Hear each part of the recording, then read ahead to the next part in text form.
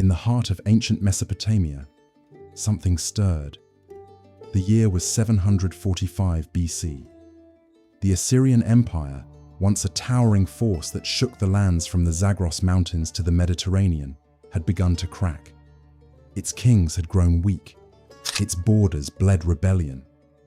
In the cities, whispers of discontent snaked through the alleys. Governors plotted. Rivals watched like vultures circling the dying beast. Then, a name emerged. A man who didn't wait for fate to choose him.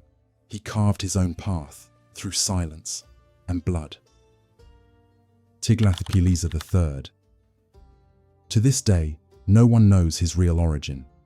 Some believed he was a usurper, a military commander who clawed his way to the throne with a swift and ruthless coup.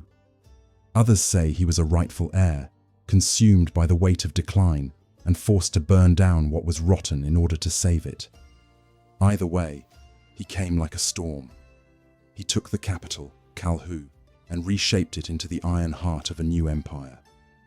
But it wasn't just about power. Tiglath came with a vision, one that would forever change the ancient world. The Assyrian throne was no longer a symbol. It was a weapon. Within months, high officials vanished. Local kings who once ruled as vassals were stripped of authority. Whole provinces were reorganized into direct arms of the state. The nobility was fractured, their lands seized, their soldiers absorbed into a new machine Tiglath had begun to build, a centralized professional military, one no longer reliant on feudal levies, but on loyalty, discipline, and fear. In an empire once ruled by tradition and tribal ties, Tiglath rewrote the rules and made sure no one else held the pen. And yet, there was something darker behind the eyes of this king. Something the clay tablets never wrote, but the ruins still remember. Because this was only the beginning. Tiglath-Pileser III did not inherit an empire. He rebuilt one from ash. With quiet fury and calculated brilliance, he transformed Assyria into a war machine that would grind entire nations beneath its weight. No longer did kings wait for seasonal campaigns. Under Tiglath, war was constant, a rhythm that never broke. His armies marched like the turning of the sun, always forward, always relentless. The king's first target was the east. The Zagros Mountains had long been a nest of unstable tribes and rebellious governors. But Tiglath didn't send envoys or demands. He sent legions. Entire cities were uprooted and their people torn from the land, scattered into the heart of Assyria. This was his strategy: mass deportation. A terrifying new system designed not just to conquer, but to erase resistance. People became tools. Their identities dissolved in the imperial current. Languages were drowned, gods forgotten. In their place, Assyria planted order and fear. And yet, the king didn't merely destroy. Wherever his army marched, roads were carved through wilderness. Canals were dug. Fortresses rose overnight. Governors were installed like gears in a clock, all reporting to one center. For the first time in Mesopotamian history, an empire wasn't just a map of conquests. It was a living network. Every breath of rebellion, every whisper of disloyalty, reached the king's ears through the veins of this new system. Tiglath didn't need to guess what his empire was thinking.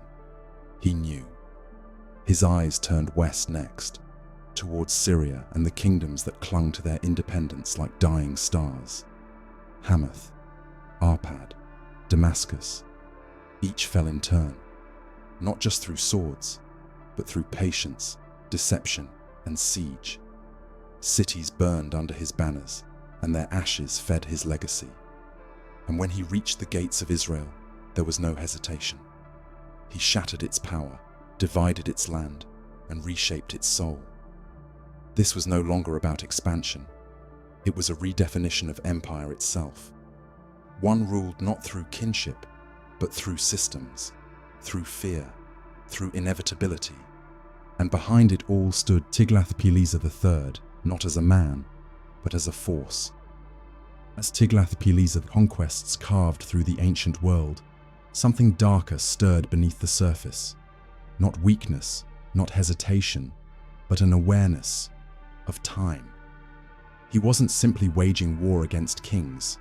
He was at war with decay, with the silence that claims all empires.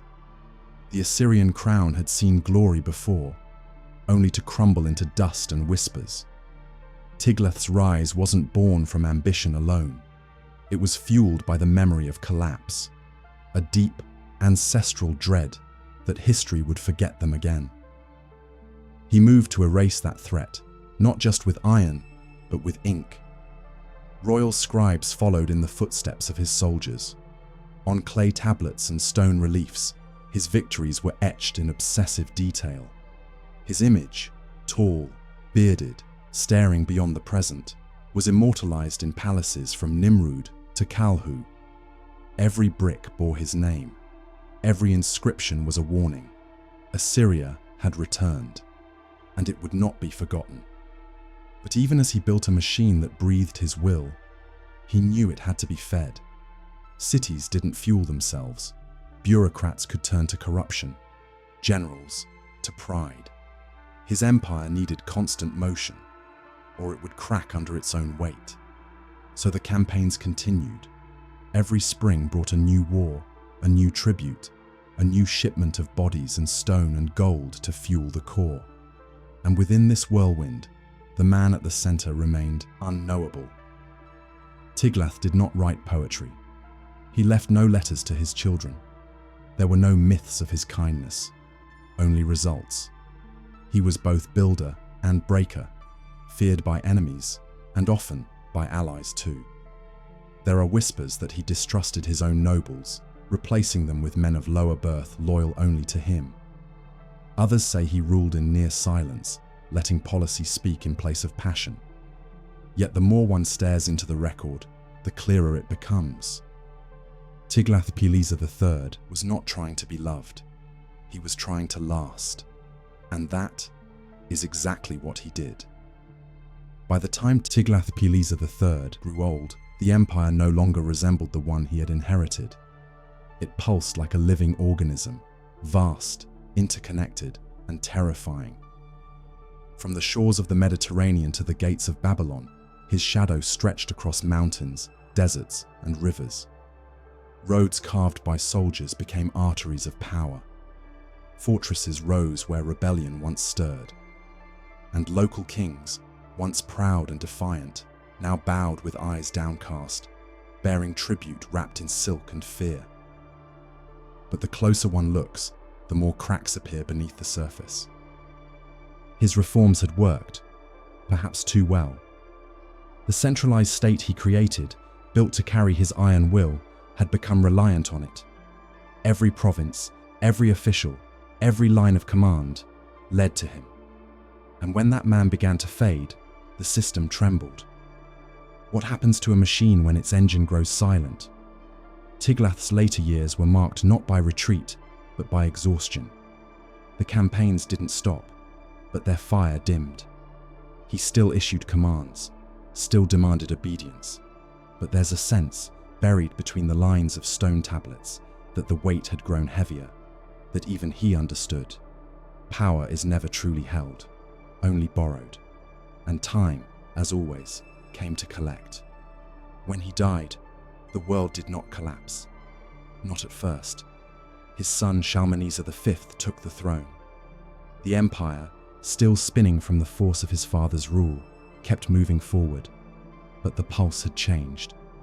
Tiglath had been a storm, Shalmaneser a shadow, and in the silence that followed, people began to wonder, not just how long Assyria would stand, but whether the world had already witnessed its greatest king.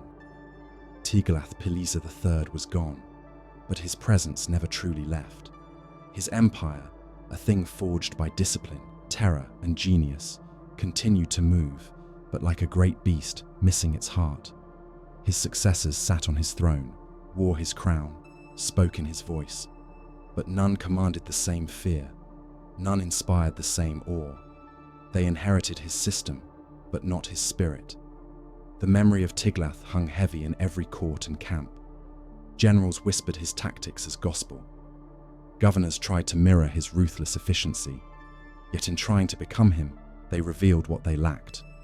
He had not just been a ruler, he had been a force of nature, something between man and storm.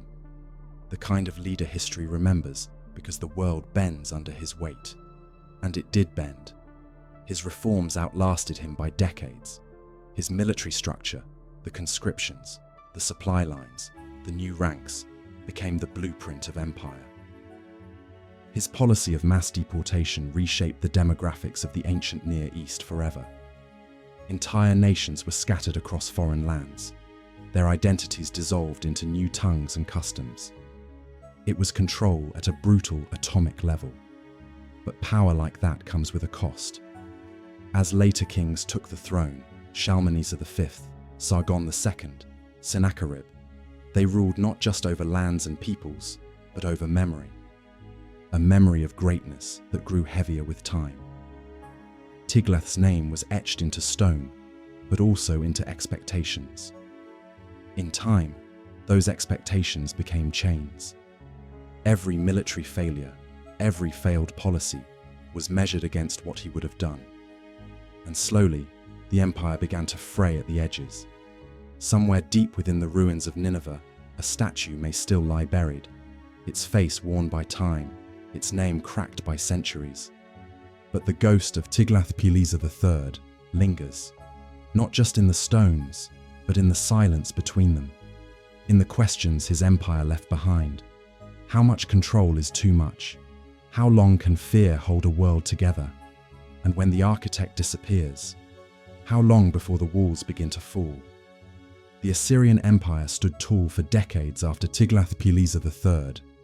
It expanded under Sargon II, blazed through rebellions under Sennacherib, and even reached Babylon's gates under Esarhaddon.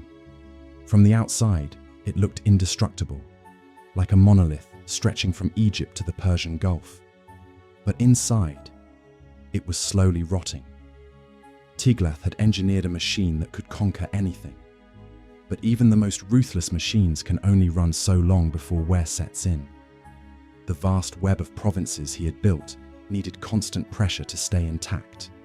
The deported peoples, displaced, and waiting, were time bombs scattered across the map. The army he professionalized was loyal, until it wasn't. And the throne, once occupied by a lion, was now filled by men who mimicked the growl, but lacked the bite. As generations passed, the brutality that once ensured stability became fuel for rebellion. Conquered cities began to push back. Vassals grew restless. Babylon, the ancient rival, never forgot its humiliation. When cracks formed, they spread fast. The Medes, the Babylonians, the Scythians, all waited for the right moment. And in the late 7th century BC, they struck. Nineveh, once the heart of the empire, burned. Stone lions tumbled, palaces collapsed into ash, and the world that Tiglath had shaped, through war, reform, and iron, crumbled in less than a generation. Assyria was no more. But what vanished in fire was not forgotten. Tiglath-Pileser III became legend.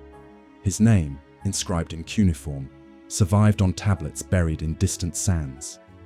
His policies, brutal, efficient, enduring, became a guide for empires to come. The Persians, the Seleucids, even Rome, all learned from his shadow. He had redefined what it meant to rule not just with power, but with reach, to break a people and reshape them, to turn empire into machinery.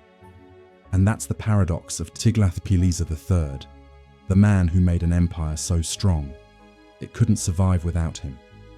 And so, the story of Tiglath-Pileser III fades into the sands, but never disappears. He was more than a conqueror, more than a king.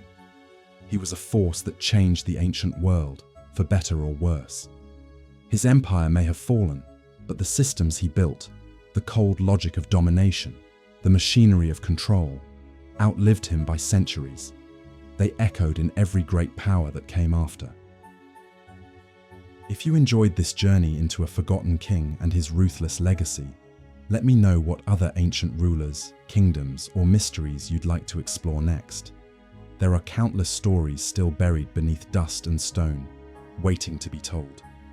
Thanks for watching, and until next time, stay curious, stay fearless, and keep digging through the ruins of our ancient world.